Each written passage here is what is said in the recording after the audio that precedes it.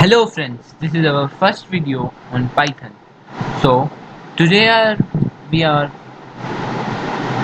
going to make a program on printing the factorial of a given number. So let's begin.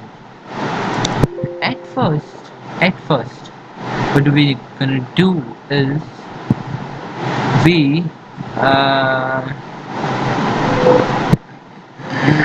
assume the number to be n, then we will input the value of n in the output. So we begin like this, enter the number. Okay, this will not come in. Fact equal to 4 I in the range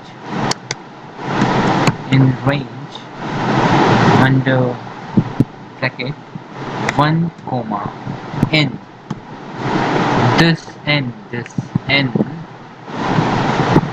plus 1 bracket close column fact equal to fact into this star denotes multiplication in Python. Okay, I print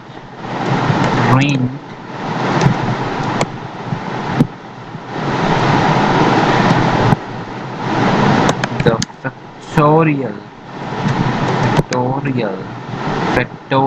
is close comma end equal to this bracket close. Now print under this we will enter fact. Now this will enter the factorial of a given number, which we have to save this file first as Python files.